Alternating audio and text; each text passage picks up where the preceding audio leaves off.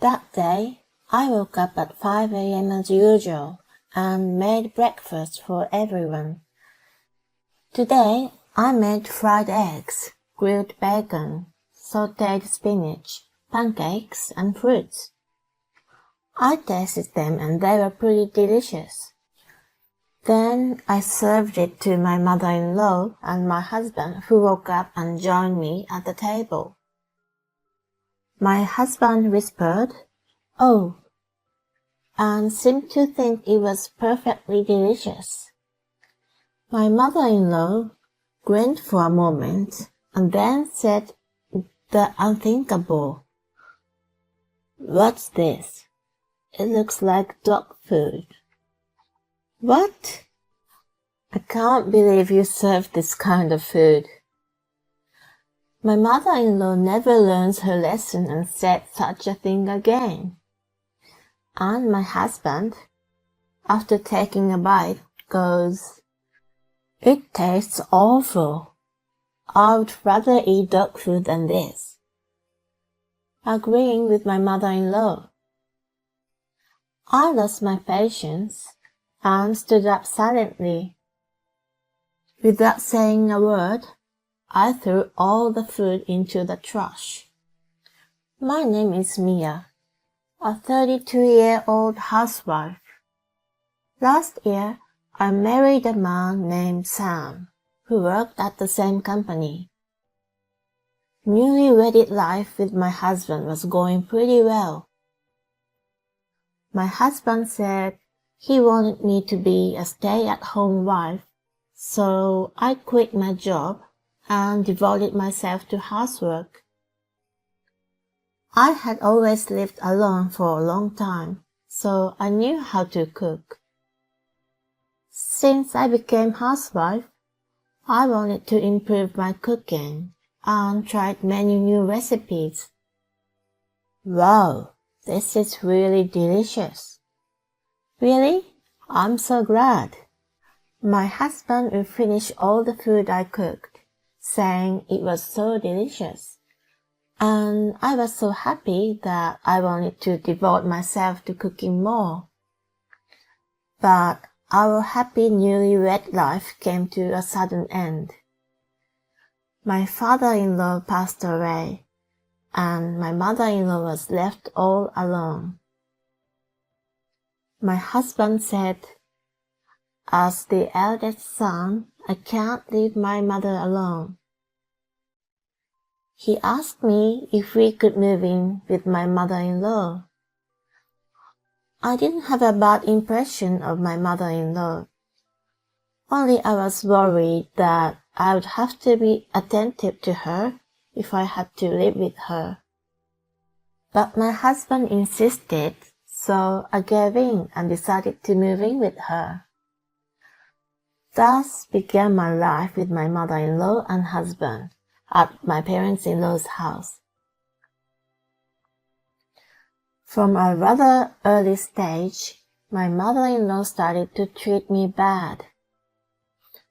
My mother-in-law was always lazy and left all the housework to me. And yet, she would complain that I don't know how to clean well and that I don't pay attention to detail. Her most common complaint was about my cooking.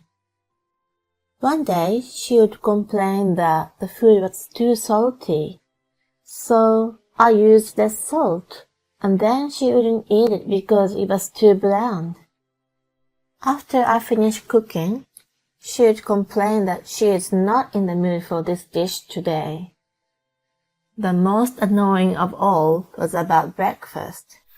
Since my husband wanted to live with his mother-in-law at her house, he is now farther away from his work, and it takes him 1.5 hours to get there. That's why he leaves the house early in the morning. So I wanted to wake up around 6 a.m. to prepare something easy for breakfast, such as a simple toast and scrambled eggs or something like that. Then my mother-in-law got angry at me for serving such a light breakfast to the breadwinner of the family. She started telling me to cook a main dish, side dishes, and fruit. I tried to rebel, thinking that there was no way I could do such a complicated thing. But even my husband said, "Mama is right. I'm going to ask you to do it from tomorrow." With no one on my side, I had no choice but to comply with their unreasonable demands. But I was still in a good spirit at the time, so I was determined to make a perfect breakfast and surprise them. Then I started getting up at 5 a.m. to make breakfast. One day it was grilled salmon, sautéed spinach, eggs, and fruits. Another day I made an omelette with vegetables such as tomatoes, onions, and peppers. I also grilled sausages and put them on the side. Anyway, I made a variety of dishes and kept adding new ones. However, despite all my efforts, my mother-in-law would always criticize my cooking, saying, "What a horrible dish this is." My husband said it was delicious at first, but my mother-in-law repeatedly said it was horrible, so he began to talk like her. My husband has always been a bit of a mommy's boy, but when we moved in together, it got worse.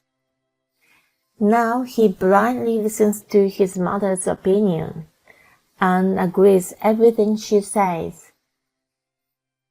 They would criticize my cooking every day, saying it was bad. So I gradually lost confidence in my cooking, while it is tasty to me when I eat it by myself. But as they continue to tell me that my food tastes bad, I started to think that I had no talent in cooking. Then I received an invitation to a home party. It was a potluck and I was asked to bring a dish to the party. So, although I was a little worried, I cooked a dish and brought it to the party. My dish was a big hit with the guests, and everyone told me it was delicious. This convinced me that it was not my cooking skills, and it was my mother-in-law who was crazy. I later called my mother-in-law and my husband into the living room and told them to stop criticizing my cooking. I also explained that my friends gave me a lot of compliments for my cooking. My mother-in-law looked a little embarrassed. She said, "What? You are a boring wife who doesn't even get a joke?" "What? A joke?" Young people these days are so clueless. Don't be ridiculous. Do you know how much pain I'm going through?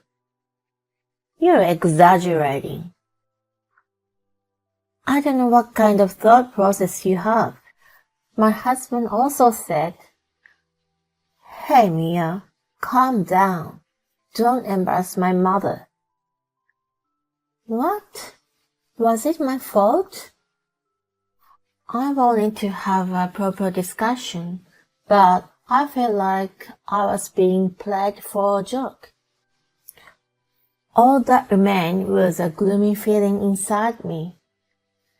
Then, one day at breakfast, I ran out of patience. That day, I woke up at 5 a.m. as usual and made breakfast for everyone. Today, I made fried eggs, grilled bacon, sautéed spinach, pancakes, and fruits.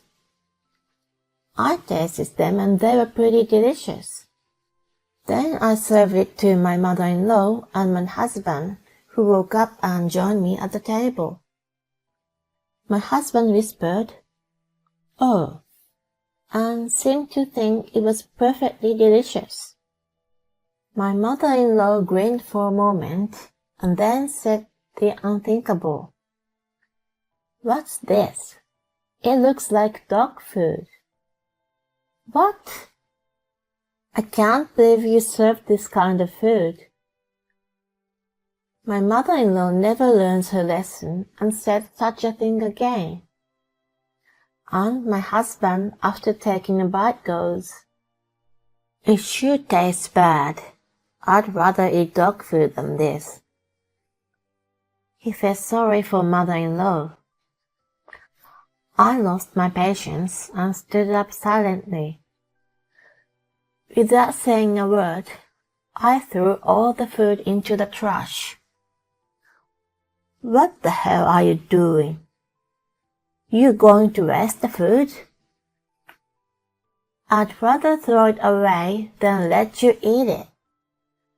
I wrapped my portion in plastic wrap and put it in the fridge.